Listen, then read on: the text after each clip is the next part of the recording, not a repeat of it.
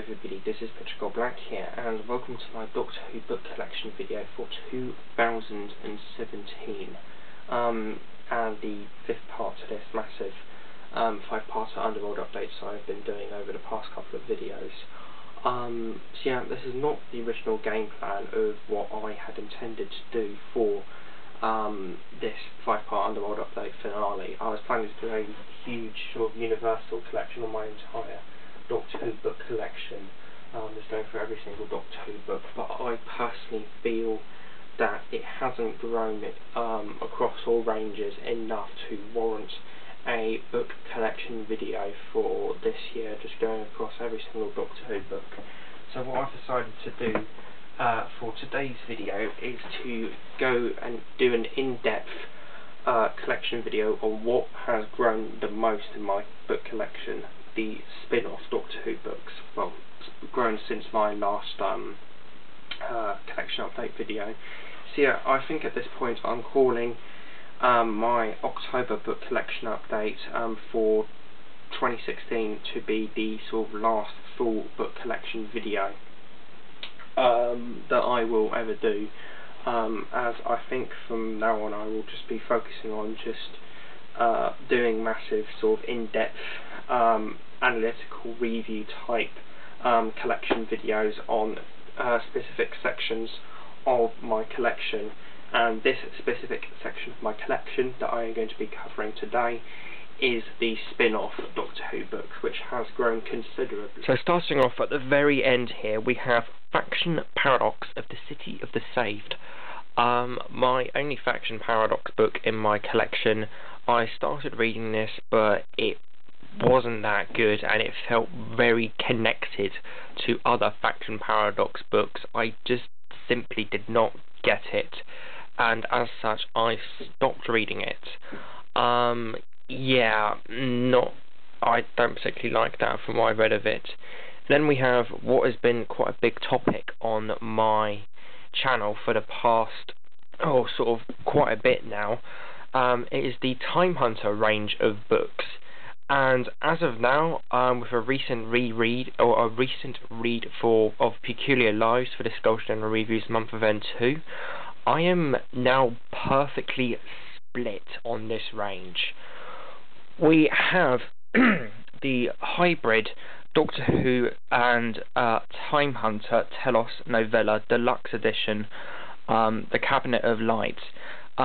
Absolutely amazing Doctor Who book this is, in my opinion, just absolutely spectacular, and it's even more amazing to have the deluxe edition, as it has Daniel O'Mahony's autograph in it. And this, in case you don't know, Daniel O'Mahony is one of my favourite Doctor Who authors. He is just magnificent at writing Doctor Who books, in my opinion. I love this book, and I also love his Virgin New adventure Falls the Shadow, which is an epic titan. But yeah, this is a masterpiece in my opinion. I think it gets a 10, but I'm not quite sure. Then we have the opener of Time Hunter, The Winning Side, in paperback form. Yeah, quite a good opener to the Time Hunter range, I would say. 7 out of 10. Yeah, good opening, bit convoluted. And then we have the Clockwork Woman, a sort of medieval hybrid with the Celestial Toymaker, this one. An interesting concept and premise to it, and I am tempted to reread it, but I wouldn't describe this as anything outstanding. The King character in this novella I found very sexualized, perverted, and very creepy. Throughout the entire book, he's basically trying to sexually interacts with his maiden. I think even rape her at some point. It's a bit of a weird one, that. And then we have what is the worst Time Hunter book I have read so far, or I have experienced so far. The Tunnel at the End of the Light. Yeah, this is not a good book. Again, it had some good sort of concepts and sort of premises to it, but it didn't really get there in execution for me. It's a bit awful. 3 out of 10 for me. And Clockwork gets a 4 from me. Back onto the good Time Hunter books, we have Kitsign, a very interesting sort of thrilling adventure that sort of delves into sort of mythology, taking us from Kyoto, Thailand to Tokyo, Japan. Very good Time Hunter installment, I would say. One of the better ones out of the range, in my opinion. Then we have what is probably the best Time Hunter book out of the sort of main range there are, because this technically isn't a Time Hunter book officially, but I count it as one. So, judging by the range, this is the best Time Hunter book in my opinion. The Severed Man. Fantastic, layered, lengthy, and just brilliant murder mystery time travel novel. This is, in my personal opinion. I think it's just great. At this point in time, I give it a 7. I was tempted to give it an 8 when constructing my review, but I felt like it just wasn't there. I am tempted to give it a reread though, and possibly re-rate it. So yeah, 7 out of 10, probably actually a 7.5 actually, thinking about it. But yeah, probably going to teeter into an 8 soon. Back onto crap Time Hunter now. We have Time Hunter Echoes. Yeah, this Severed Man and Echoes are the only Time Hunter multi-parter. This ends on a cliffhanger, which leads into this, and I feel like it shouldn't have really done that. I feel like both Severed Man and Echoes would have much benefited better, or benefited much better as being standalone books. As Severed Man is good on its own, but it shouldn't have really been a left open-ended. Actually, the open-ended ending of Time Hunter Severed Man is completely, I guess you'd say, inconsequential to the whole sort of previous goings-on in the Severed Man itself. So, in a way, it felt very tacked on, that continuation, or that to be continued cliffhanger. And the continuation was into this, Echoes. Not a good Time Hunter book in my opinion. It honestly seems too deluded with its own pride of being, oh, I'm the first Time Hunter multi-parter, I'm the second part of the first and last Time Hunter multi-parter. Oh, look at me, how fancy I am. And it just gets so deluded with the fact that it is that, to the point where it can't even form an overall interesting and captivating read. Similar thing to Clockwork Woman and Tunnel End of Light. It had good ideas, but it never got there in the end with execution. 4 out of 10. And then we have the rarest book in my collection, Peculiar Lives. Yeah, this is an ex-library deluxe hardback with the autograph page ripped out, unfortunately. I have no idea in hell why in the flying fuck Telos would let a library get one of their deluxe books, because these books are meant for collectors. I mean, come on, they're limited to 100 copies each, and they are so sort of rare and limited. They are sort of meant for collectors, so it's just sort of baffles to me as to why Telos would willingly give this to a library. But either way, I'm not going to say a lot on this as I am going to review it, but once again, not a bad installment to the Time Hunter range. And then we have the Time Hunter books that I have not read yet.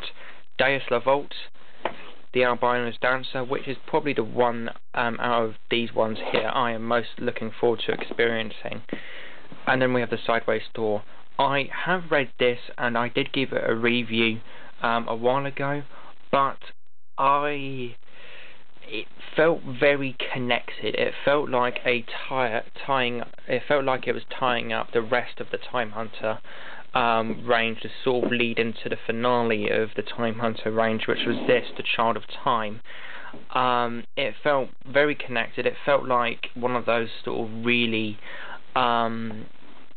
big, convoluted, arc-heavy 8th Doctor adventure novels.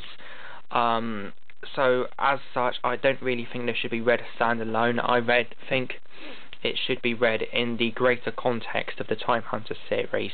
So I am thinking of rereading it after I've read Deus La Vault, Albino's Dancer, and give it a re-review possibly, and then immediately go into this, Time Hunter the Child of Time. This is the Phantom Films audiobook release of Time Hunter Child of Time. As I said in my unboxing in Underworld Update 71, the beginning of the end, I was realistic with this. It's such a rare book to the point where it's going to be difficult for me to track down a copy. For instance, I've only been able to find 2 paperback copies of the book on Amazon this year. So it's crazy rare, this book, and I was realistic with this. I knew it was going to be a really difficult book to try and track down again, and well, not only difficult, but it's more one of those waiting game Doctor Who books, I would say personally. So I was realistic with this and just got the audio book, just sort of fill it in for me until I was to get a actual sort of physical paperback or hardback edition of the book, both of which I'm trying to track down.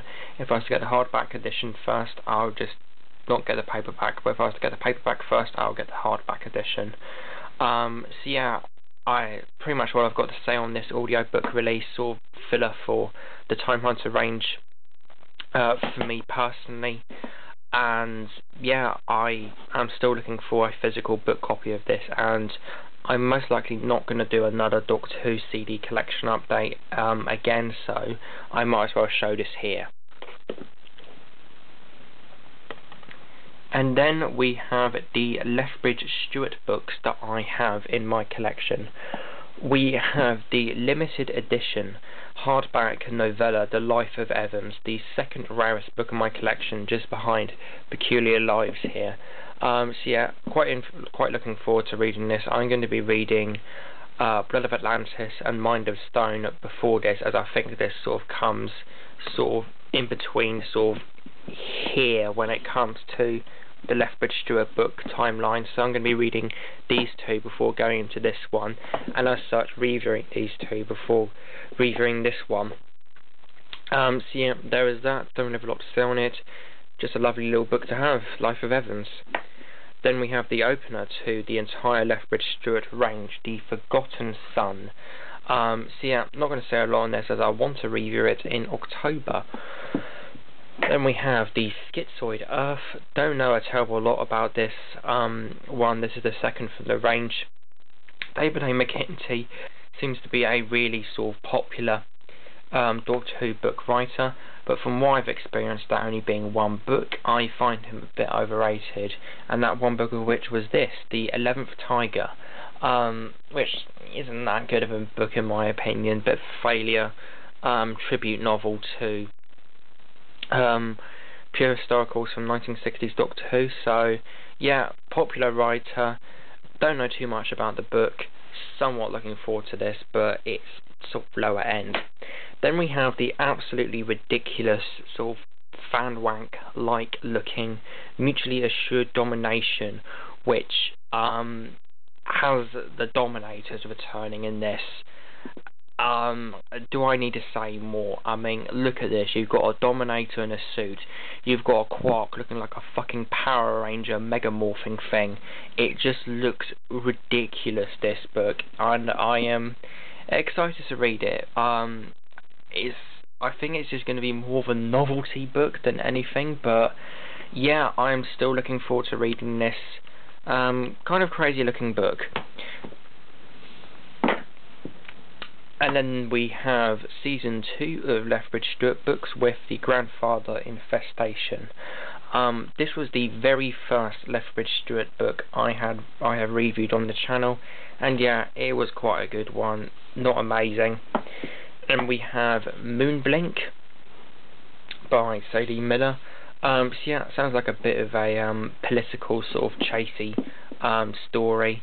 Sounds pretty interesting, but like Schizoid Earth and maybe even Mutually Assured Domination, it's a bit of a lower end sort of read, or sort of lower end priority read for me personally.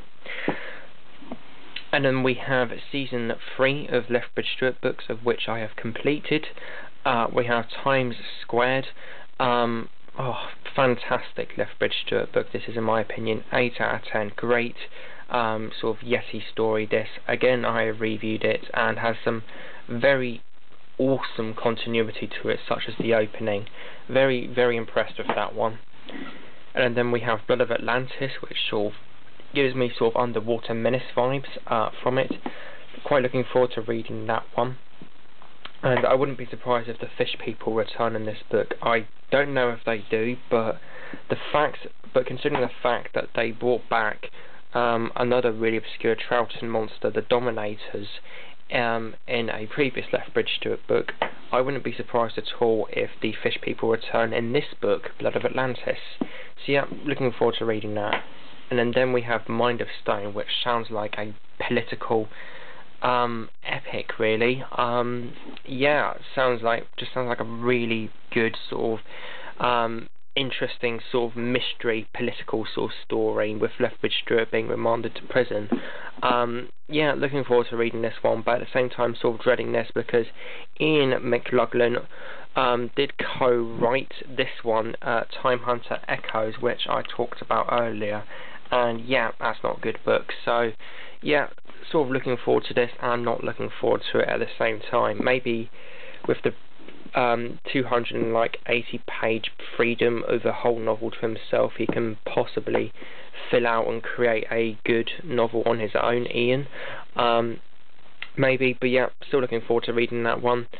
And then we have the 50th anniversary Great Intelligence story, Night of the Intelligence, which I want to review in October. Just looks absolutely fantastic. Probably one of the best covers to a Doctor Who book I have in my collection. It's just an absolute beauty to look at.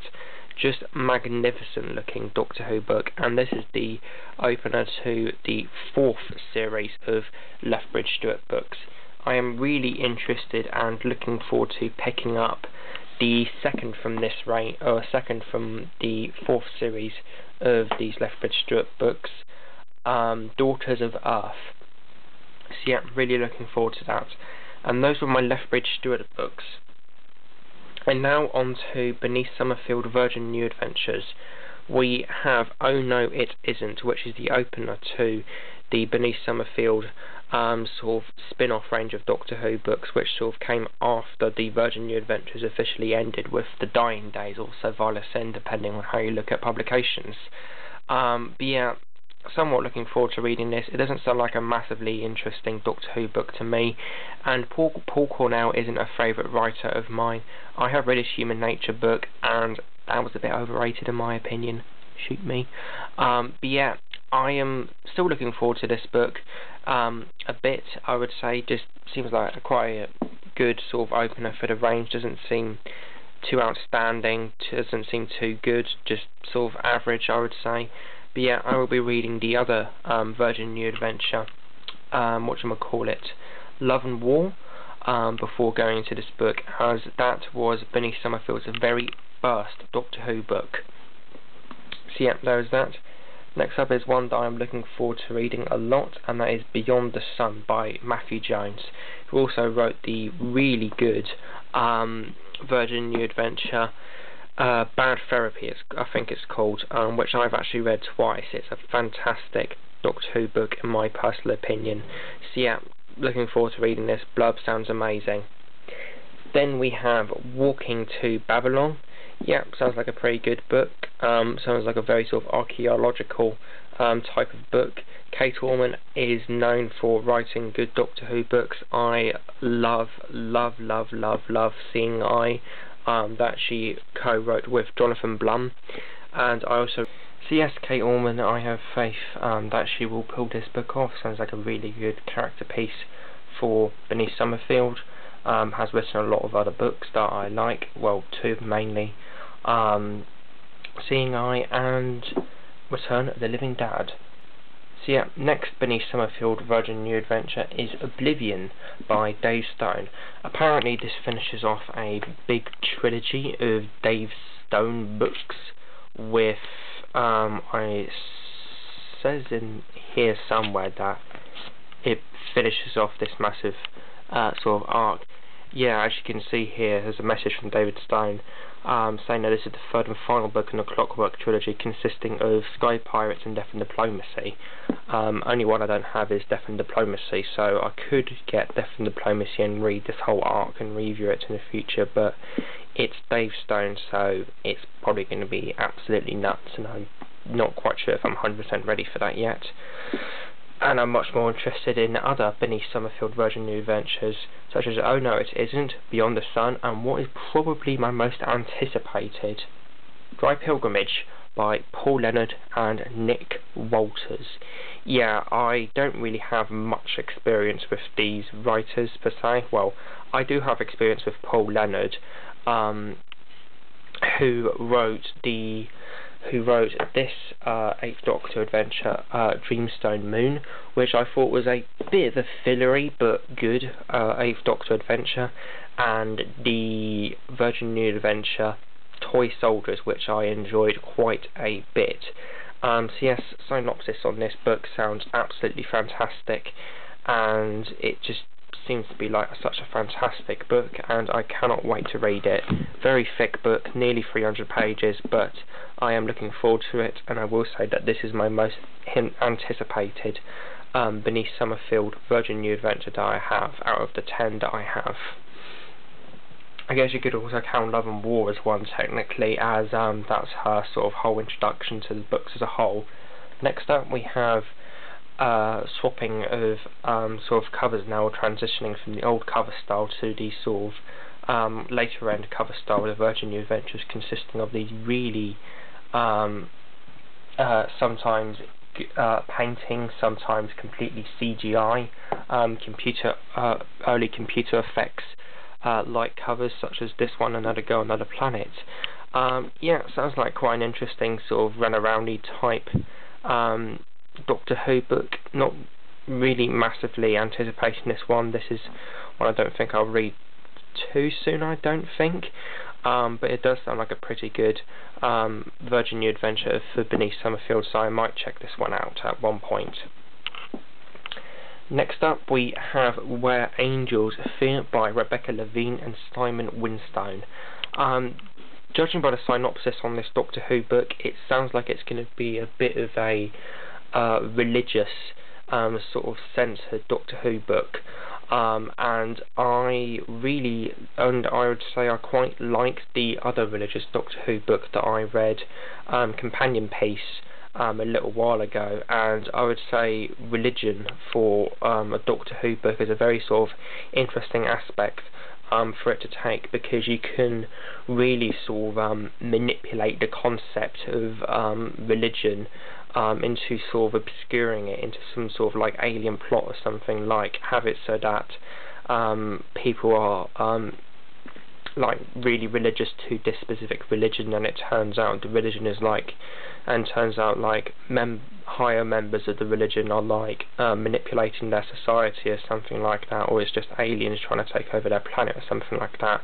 So I really do think religion is an interesting and good premise and approach for a Doctor Who book to take, and I liked Companion Piece, which did it, and I should also like this, Where Angels Fear. Yeah, probably another one of my anticipated Bernice Summerfield Virgin New Adventures. Not my most anticipated, which is Dry Pilgrimage. I'll probably say it's this, Beyond the Sun, and Dry Pilgrimage that I'm anticipating the most. Next up we have what is arguably the most iconic Bernice Summerfield Virgin New Adventure ever published, Dead Romance by Lawrence Miles.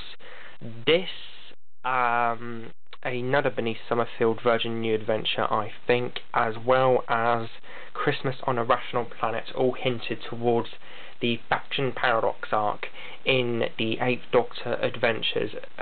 Those three Virgin New Adventures, this, the other Bernice Summerfield Virgin New Adventure, and Christmas on a Rational Planet, all sort of form this sort of foreboding trilogy to the main bulk of the Faction Paradox arc in the Eighth Doctor adventures, and I guess you would say even eventually its own spin-off range with books like Of the City of the Saved. So with this book,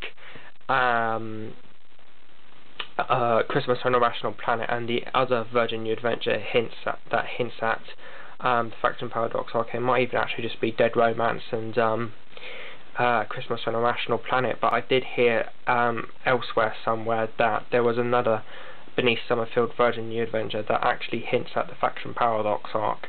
So it's like that Beneath Summerfield Virgin New Adventure, this and Christmas on a Rational Planet are like the Mission to the Unknown to the Faction Paradox arc, with Alien Bodies being The Nightmare Begins.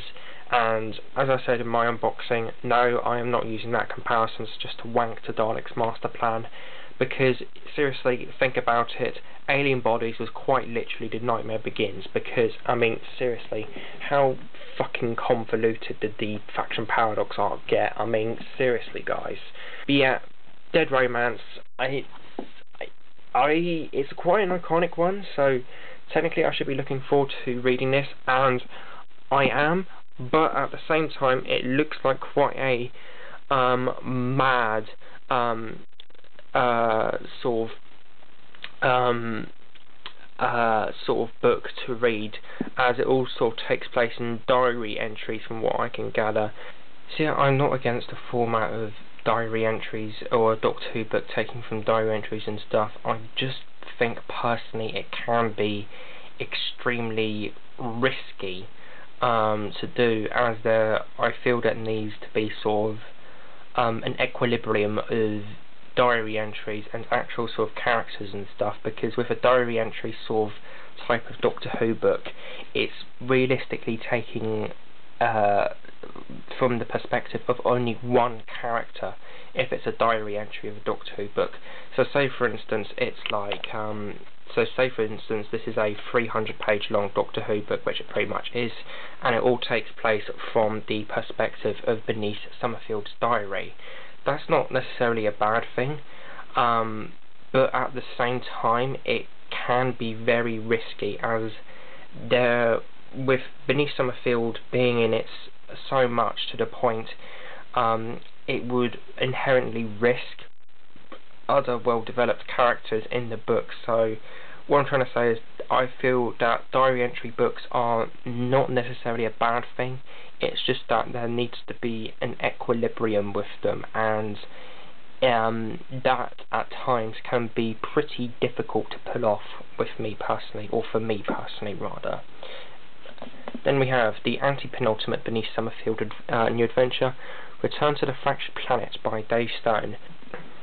So yeah, I don't know too much about this Beneath Summerfield Virgin New Adventure, but it does sound quite like an interesting sort of Beneath Summerfield New Adventure.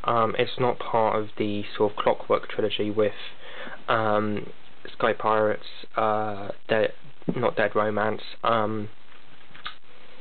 Death and Diplomacy and Oblivion. It's something completely different, and I think this is a standalone book, and it actually does sound quite good, so I'm going to give this a go. It's very short, as you can see. It doesn't even reach the 250 page mark. It's only 238 pages long, so this should be a nice sort of quick sort of science fiction type read, and it sounds very sort of apocalyptic and grand and quite bleak by the looks of it. Beneath Summerfield have to search the Byzantine cities of the Proximum chain for an entity that killed his lover and her friend, an entity that will turn the chain into its own version of hell. So it sounds like quite a bleak, desperate, sort of no hope sort of type of Doctor Who book. So yeah, really sounds really good, and I'm probably going to give it a go. Also, I've just realised this when recording. Does this little bit down here remind you guys, any of you guys, about the opening of Terminator 2, just the skulls in the wasteland down here? I wonder if that's a reference to that movie. And that book did come out like the year after Terminator 2 Judgment Day, so it's possible. Anyways, I'm rambling. Final Beneath Summerfield Virgin New Adventure I have in my collection is The Joy Device by Justin Richards. Yeah, this is the penultimate Beneath Summerfield Virgin New Adventure. and I was sort of at a point where I was just buying Beneath Summerfield books in bulk, just to get a good taste of the range, and this is one I picked up because as part of that wave. All of these books are of Beneath Summerfield books I have showed you are part of that sort of wave, and the Joy Device was one that I got that I thought would have been a bit of a safer sort of fun, sort of rompy type of sort of average, middle of the road type of book, and it does sound like that from the back. And Justin Richards is normally known for books along that nature, such as Dreams of Empire. So yeah, should be an interesting read. Quick, fun, light, and good sort of average sort of filler-like sort of romp. There's nothing wrong with sort of filler Doctor Who books, but it's just nice to have something that is like not super heavy, just something that's fun and quick, or sort of fun and easy to get along with, so to say. But yeah, those were my Beneath Summerfield Virgin New Adventure books. So yeah, now we're moving on to the rest of my spin-off book collection. Okay then, to transition us quite nicely into the realms of new series spin-off books, we have a couple short story compilations that are spin-off related, with Beneath Summerfield Life During Wartime. Read one story from this, story, which I can't remember what it's called, but a story by Robert Sherman. I did a review Google Plus post on it, and magnificent short story.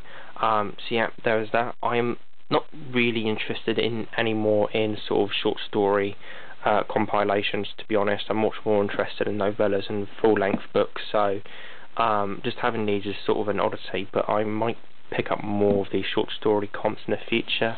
I don't quite know, but I am probably going to pick up some of the full-length Big Finish hardback novels that were done in the sort of same style as this book was. So yeah, so there was that, like full-length novels, not the short story comps. So yeah, there is that, Beneath Summerfield Life During Wartime. Then we have the Legends of Ashildr. I read, I think, half of this, and I do remember it being sort of average, I think. Oh yeah, that's how far I got in this book, up to there. So yeah, I read a bit of this book, and I remember it being okay, but I don't really remember anything about it other than it just being okay. So yeah, I can't really say a lot on this. It's just an interesting little spin-off Doctor Who book to have. Really sort of stunning presentation and whatnot. Love these sort of drawings and stuff, and sort of works of colour on this cover. So yeah, just think it's a really nice looking book. And then we have another stunning looking book, The Legends of River Song. Well, unfortunately, from the one story I've read, The Legends of River Pong.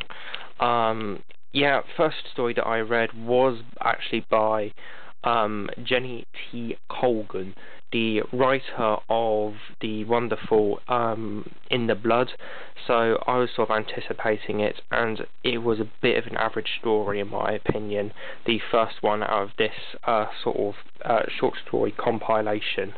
So yeah, again, I did a Google Plus post review on that, and so yeah, I might review this compilation in the future. That'll be an interesting sort of project for me to sort of tackle. And I actually have this as a bookmark, which is a sort of souvenir from a massive Target book bundle that I got a while ago.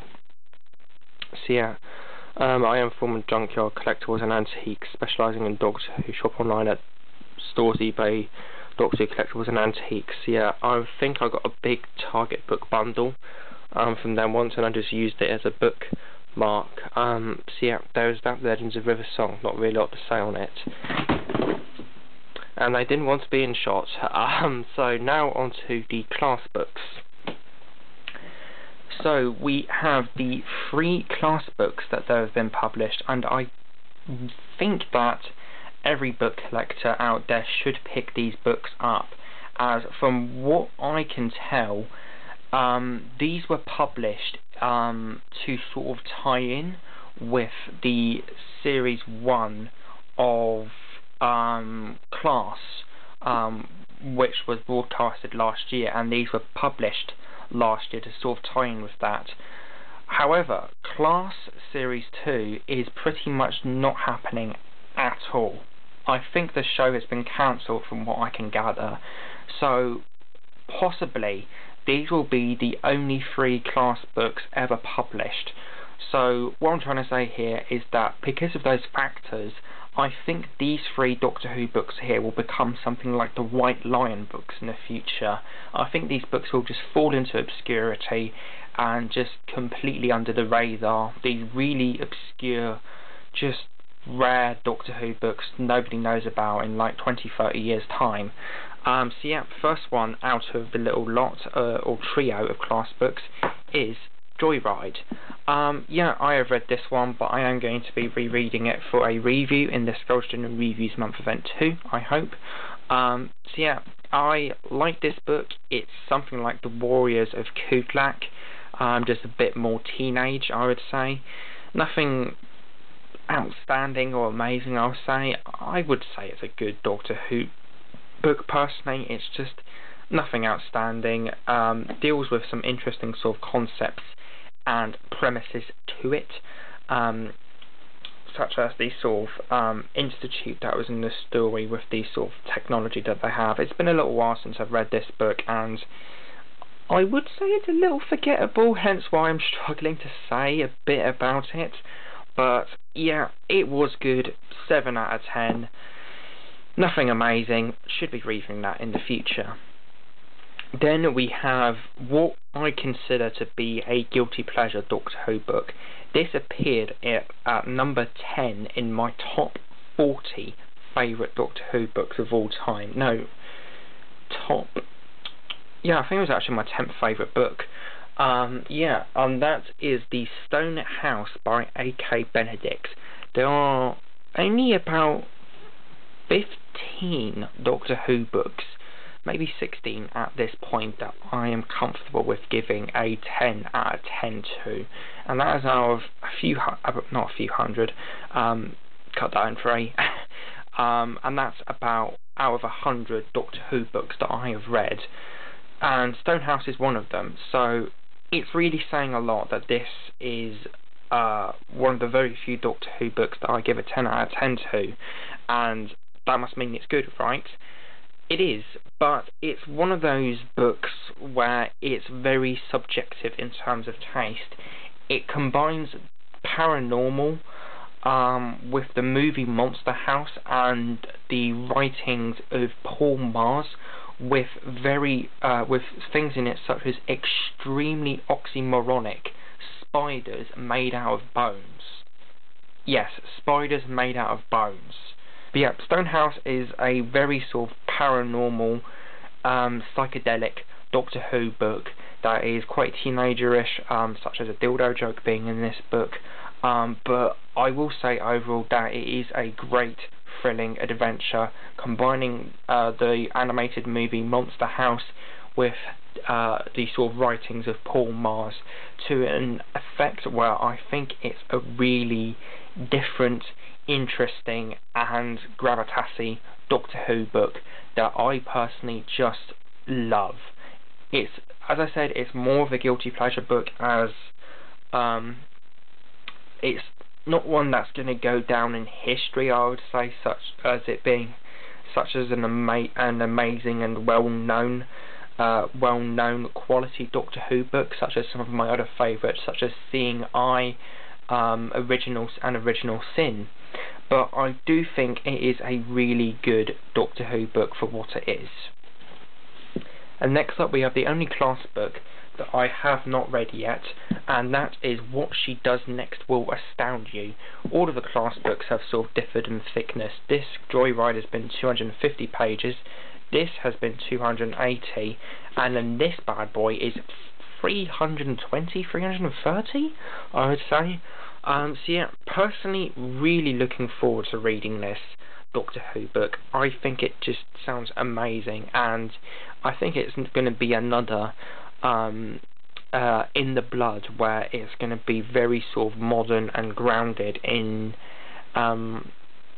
sort of everyday society and technology, as it delves into sort of internet dares and sort of internet challenges, which sort of reminds me of the just fucking pathetic internet challenges that we've gotten, such as, I'm trying to think of some, which is probably good that I can't think of some. Oh, like the I'm sure there are other pathetic internet challenges that I could compare or sort of rant on about in this sort of section of this collection update, but I won't bore you with that. But yeah, Class What She Does Next Will Astound You sounds like a great book. Really looking forward to reading it and reviewing it in the future along with Joyride. Should be something along the lines of In the Blood by Jenny T. Colgan, which I mentioned earlier. So yeah, now we're moving on to what I have for Torchwood Doctor Who books. So yeah, starting off, we have the first Torchwood book published, Another Life, and I might as well mention this now. A while ago in a CEX, I bought a really sort of tatty audiobook of the audiobook of Another Life. As you can see, it's absolutely crippled. So yeah, there was that. So yeah, just sort of bought this a while ago because I just saw it for cheap and I'm a collector. But yeah, pretty battered, but it's probably a nice quick way of experiencing the book, but probably nothing like experiencing the actual book. So yeah, I did read this book at one point, Torchwood Another Life, and it's really forgettable, really not that good. I'm tempted to reread it and sort of review it in like a little trilogy with this next one, Border Princess and Slow Decay, which sort of wraps up sort of the first season of the Torchwood books, because as you can see, all of these sort of spines of the Torchwood books sort of form a sort of puzzle map picture, which happens with every series of Torchwood books that there are, so as you can see them on these three over here as well. So yeah, I am sort of looking forward to sort of exploring this book range sometime in the future, but I want to unfortunately try and sit through this first. Again, maybe I won't, or maybe I'll just do a really short review or something, or maybe just review a completely different Torchwood book. But yeah, don't really know too much about these books, but they do sound really good, and I am looking forward to reading them eventually. So yeah, there is that. Torchwood Another Life, Border Princess and Slow Decay. As I said, Another Life I have read before, but really just dull, boring and forgettable. So then we have Trace Memory. Yeah, don't really know much about this. I don't really know much about the Torchwood books at all. Out of all of these spin-off ranges that you see in this video, this is the one I know the least about. But I am looking forward to reading it. It does sound sort of like really sort of teenage sort of spin-off Doctor Who books, which is what I'm looking forward to from this. Hopefully it'll be another sort of class, because that is a good range so far. And I'll also quickly mention right now, out of the 100 books that I have read with Doctor Who books, Another Life is the only one that I've encountered with a use of the F word. How I've managed that, I have no idea. But yeah, so yeah, Trace Memory, I don't know a lot about this book. It just seems really nice and sort of creepy, and what I'm sort of hoping from the Torchwood range is just sort of teenage, sort of adult-like sort of science fiction novels to tie in with Doctor Who. So yeah, then we have Sky Point. Yeah, this one does sound like a really good one. Sounds really creepy. All sorts of deals with this sort of massive sort of skyscraper and sort of building. So yeah, I don't really know too much about it once again, but it does remind me a little bit of Partners in Crime, the OpenRT Series 4, with that sort of One Institute building and stuff like that. So yeah, it does sound good, and it has got a really creepy cover with that thing in the corner there. Then we have Almost Perfect. This is meant to be one of the best Torchwood books that there is. It seems like quite a light-hearted and sort of different Torchwood book with the sort of changing of genders of one of the main characters, I think. So yeah, that should be quite an interesting read. There's one reviewer I look up to a lot on Goodreads, and that guy goes by the name of Daniel, and he said, and according to his Goodreads profile picture, in total or profile, he has read like 1,000 and over 1,100 books in total, not just Doctor Who books, but books in total. And when it came to Doctor Who books, he said that he's created this list of just amazing books and books that he would highly recommend, or like the best books he's read in his life. In there was the Infinity Doctors, I think it's called, that weird sort of PDA/EDA that nobody really knows the Doctor in, and also this book made an appearance in that list. So yeah, if this is in this lot of top whatever list of one of the Goodreads reviewers I sort of look up to, this should be a good book. I mean, come on, that guy's read over 1,100 books, probably 1,500 books by this point, so he's had a lot of experience, and that must be a good book to an extent. Anyways, I'm getting distracted. Next up we have the first Torchwood book I actually purchased, Pack Animals. Found this for 50p in a charity shop and just got it for collection's sake, and then from here my sort of Torchwood collection sort of expanded outwards quite a bit. So yeah, this is the first Torchwood book I have read. Should be sort of an interesting read once again. I'm sort of interested in giving this range a go, but I don't really know a terrible lot about it, and I'm much more interested in reading other sort of ranges at this point. So yeah, it should be interesting. Pack Animals. Then we have what is actually a short story compilation, which you can probably guess with there being no writer on the spine there. Consequences by James Moran, Joseph Lidster, Andrew Cartmel, Sarah Pinborough and David Llewellyn. So yeah, I found this, let's have a look here, not Trace Memory, Sky Point, Almost Perfect, this, and I think another Torchwood book somewhere. Oh yeah, this one, The Undertaker's Gift, and the Story of Martha new series adventure book in a British Heart Foundation one day, all of them for £2 each, which is pretty sweet. Yeah, so Torchwood Consequences, this is a bit of a later on Torchwood book, I think. Should be an interesting read. It's a bit of an oddity as it sort of fits in nicely into the shelf, and it's not really amongst the collection of other Torchwood books, and it's not even a novel, it's a short story compilation. It's just weird how it sort of fits in, it sort of blends in with the other ones. But yeah, as I said earlier, I'm not too interested anymore in short story compilations, so this will probably going to get pushed into a corner. But yeah, it should be, sounds like quite an interesting book, and judging by the blurb, it sounds like it's a short story compilation with all of the short stories sort of meshing together to form one overall coherent narrative or story, because reading the blurb it sounds like it sort of forms into one sort of storyline. But yeah, Consequences, yeah, stunning cover, but that's getting pushed to one side as I'm not a fan of short story comps anymore as of now. I do like the concept of them, they're just not my thing at this point. Then we have The Undertaker's Gift. Yeah, again, don't know a terrible lot about this. Does sound quite interesting though. Then we have two that I recently got, The House That Jack Built and Bay of the Dead.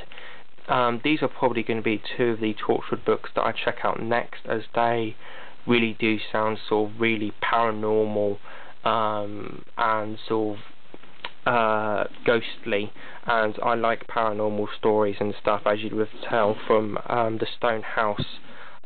So yeah, these should be quite an interesting sort of quite interesting reads. This is sort of set in a house again, like Stonehouse, so I should like this one, and this one sort of sounds like Torchwood meeting The Walking Dead. So I haven't actually watched The Walking Dead or read the comics or anything like that, so I wouldn't consider myself a fan of The Walking Dead, but yeah, sounds like really good premises for these two books to take, and I am interested in reading them. Most recent Torchwood book I had picked up is the last spin-off book I'll be showcasing in this video, and that is The Men Who Sold the World. I found this on holiday for 99p and decided to pick it up. I was at that point, and I still am, looking to complete the Lethbridge Stewart range, the Torchwood range, and the Beneath Summerfield Virgin New Adventure range of books, and maybe pick up a couple of the Big Finish ones as well at some point. But yeah, The Men Who Sold the World, this was on my list of books to get to complete the Torchwood range. Bumped into it in a charity shop for 99p, as you can see on the spine there, and decided to get it. This forms a sort of trilogy with Firstborn and Long Time Dead, which I also hope to pick up, and these all sort of form a trilogy prequel to sort of Miracle Day. So yeah, there is that. Don't really have a terrible lot to say on it.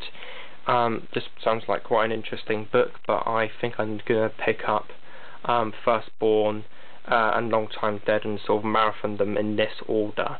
So yeah, there is that. The Men Who Sold the World.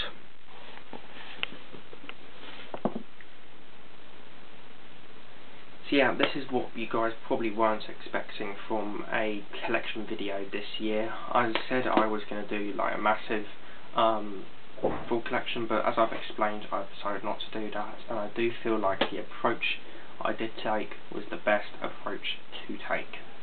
So like, comment, subscribe. I hope you guys enjoyed this video. Pitch Black, Dematerializer.